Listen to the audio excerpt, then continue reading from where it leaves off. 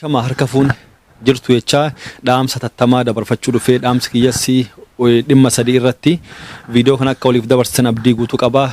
Dhimmi dhaamsa tokkoffaan waa'ee dhimma koronaa kana ilaalchisee yakka daandiin xayyaara Itoophiyaa uummata biyya keenyaati irratti hojjechaa jiru dubbachuutu barbaachisa.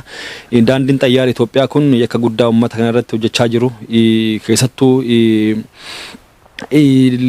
biyya dhukkubni koronaa kun irraa eegale biyya Chaayinaatti biyyoonni addunyaa hedduun imala isaanii garas deemuu fi garasirraa namoota asaas deemuu dhaabaa jiru. Fakkeenya nama Ameerikaa yoo fudhannee lammiileen Jarmanii akkasumas Chaayinaa biyyootiin hedduun akka Awurooppaan guutuun akka gara biyya isii hin imalle daandii cufteerti. Kana jechuun lubbuu namaatiif dursa kennu jechuudha. Daandiin xayyaara Itoophiyaa ammoo biyyoota akkarraallee hagammaa balaliinsa isaa hin kunne biyya vaayirasiin kun irratti eegale Chaayinaa hagamma even warroonni Chaayinaa namoota dhukkuba san baqatanii gara Itoophiyaatti dhufan hundatu akka jiran himamaa jira. Waan kana riiskii guddaa mootummaan fudhate maaliif akka ta'es nu galaa hin jiru. Inni biraa lammiileen namoonni hagammaa Itoophiyaa keessatti dhibeen irratti argamuun ifa ta'e lammiilee biyya alaati.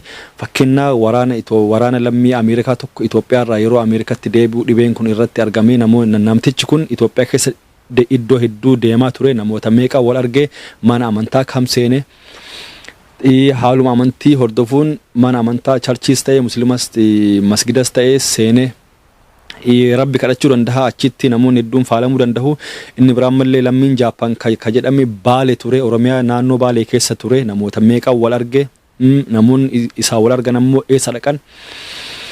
Akkasuma namni kalee dhibee koronaa kanaan qabame nama Dubaay irraa dhufe daandii xayyaara Itoophiyaatu waan kana qabatee gamana dhufe.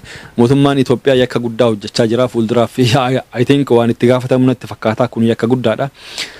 Biyya Afrikaa keessatti fakkeenya amma South Africa yoo fudhannee biyyoota dhibeen koronaa kun itti baay'atu keessatti lammiileen biyya sanii akka gara South Africa hin seenne dhooggamaa jiru. Dhooggamanis jiru. Kan ammoo hagam takka dhibeen kun fakkeenya amma South Afrikaan akka Afrikaatti biyya wayyoo qabdu ikoonomiinis teknooloojii akkasumas waan hundaan biyya wayyoo qabdu biyyi tuniyyuu riiskii kana fudhachuu diddaa fi murtee kana murteessite.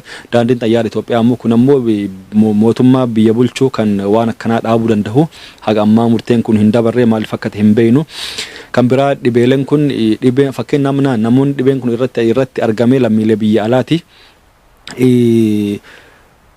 Warroonni kun of shakkanii of yaalchisanii jechuun of ilaalanii of sakatta'anii of irratti arganii lammiileen biyya keenya ammoo hubannoon isaan qaban maali yaalumayyuu argachuuf aksasiin jiru hagamta akka gahaadha. Maallaqa yoo hin qabaatin biyya itti du'anii biyyi Itoophiyaa suni biyya alaa kanatti yoo mataalleen su dhukkubee of shakkite deemtee of ilaaltaa maaliif yaalli bilisaa waan ta'eef. Kanaaf wanni kun daandiin xayyaara Itoophiyaa hatattamatti balaliinsa kana dhaabuu danda'u qaba. Dhibeen kun takka uummata keenya keessa seenan namni hin hafu. Namni hin hafu wanni waan hafuuran taraatii namni tokko dhibee kana qabatee yoo nama hedduu keessa seene baabura keessa ta'e makiinaa keessa ta'e konkolaataa keessa ta'e iddoolee manneen kadhannaa amantaas ta'e gabaa yoo dhaqe namni kaanitti dabarsaa kun kan biyyattiin yeroo san waan hedduutu dhufuuf deema jechuudha. Dhibeen kun dhibee guyyaa muraasa keessatti addunyaa galaafate. Kanaaf xiyyeeffannaan gahaan itti kennamuu qaba. Daandiin xayyaara Itoophiyaa waan kana irratti ijannoo gahaa fudhachuu qaba. Dhiibbaan godhamuu qaba. Hagammaa namnummaan qabameef hin qabaminiyyuu rabbuma beeka. Yoona rabbummaan nu haa tiksu jechuudha. Inni biraan mallee manneen amantaa hayyoonni Oromoo hedduunis akkasumas namoonni hedduun waan kana dubbachaa jiranii. Fakkeenya Saudi Arabiyaa yoo fudhannee kaabaan hajjiin baranaa akka hin godhamne dhoogganii jiranii masgidatti salaatuun dhooggamee jira. Fakkeenya amma Dubaayitti kaleessa yeroo azaana godhanii yeroo irraa bahan salaata akka manatti salaatan dhaamsa jedhu dabarsanii biyyoonni hedduun waan kana hojiirra oolchaa jiraniif charchiileen akkasumas masgidoonni iddoo namni itti wal gahee rabbi kadhatu yeroodhaaf akka cufaman godhamee jira jechuun maaliif dhibeen kun namni tokko dhibee kana qabatee yoo masgida yookaan charchii keessa seene namni tokko inaafu namni hunduu hin faalama ukkaamamiinsa manneen amantaa keessa jiru jechuun kadhanna jira namni hin fuura namni waan hedduu jira. Wanni kun osoo dafee hatattamatti abbootiin amantaa waan kana sirriitti ijannoo osoo fudhatanii barbaachisaadha jedha. Inni biraan mallee fakkeenyaaf warroonni baadiyyaan torbaanitti guyyaa tokko yookaan lama gabaatu jira.